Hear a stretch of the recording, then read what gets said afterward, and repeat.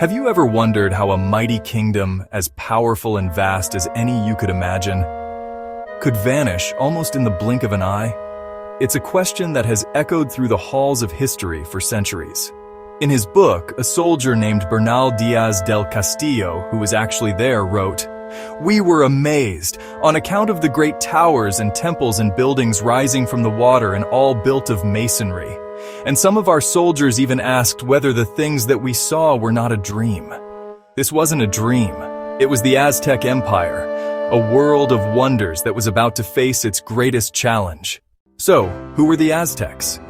Imagine a magnificent city, bigger than any city in Europe at the time, built on an island in the middle of a sparkling lake. This was Tenochtitlan, the heart of the Aztec Empire.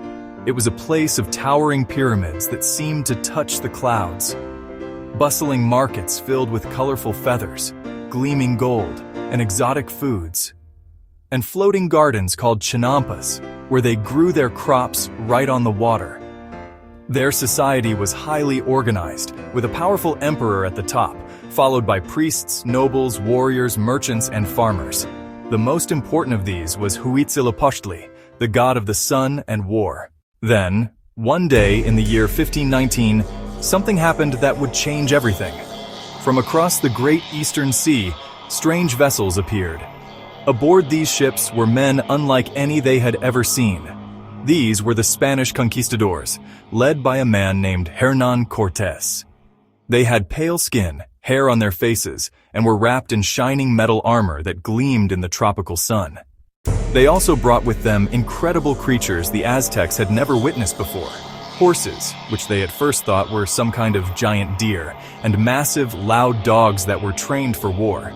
At first, Moctezuma was unsure what to make of these newcomers. There was an old Aztec prophecy that spoke of a pale-skinned, bearded god named Quetzalcoatl. Moctezuma was cautious and decided to greet the strangers with magnificent gifts of gold and feathers, hoping to understand their intentions. Beyond the visible weapons of steel and gunpowder, the Spanish brought with them an even deadlier force, one that was completely invisible. This silent killer was disease. Their bodies had never encountered diseases like smallpox, measles, or influenza. They had no natural defense against these new and terrifying illnesses.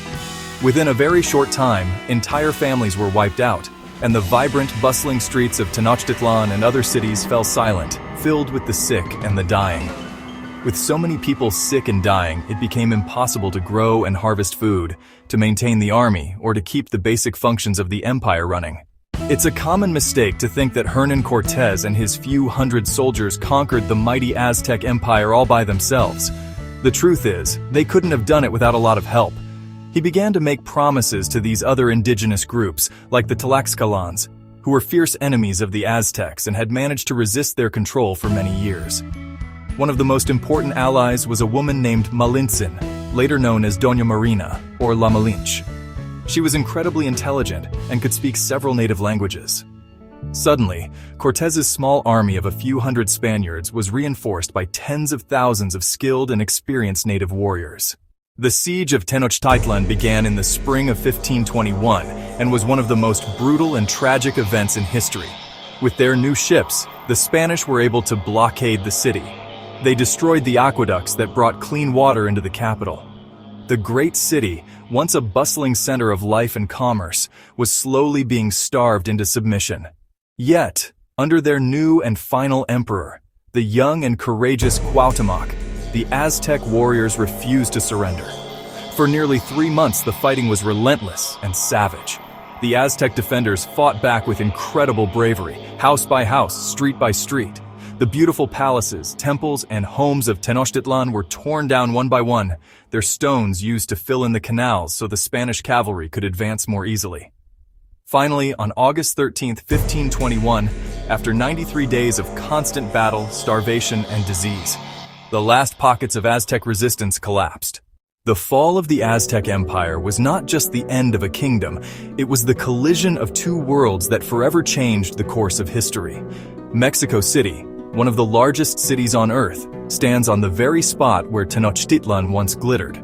Words from their language, Nahuatl, are still used today, like chocolate, tomato, and avocado. Their knowledge of plants, their art, and their traditions have blended with Spanish culture.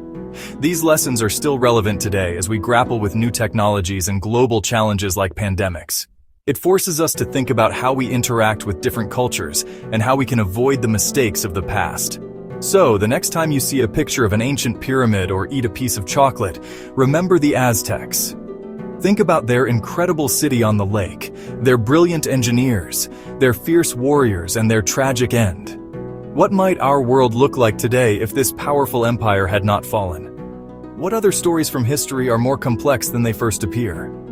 The Aztec Empire may be gone, but its legacy is woven into the fabric of our world.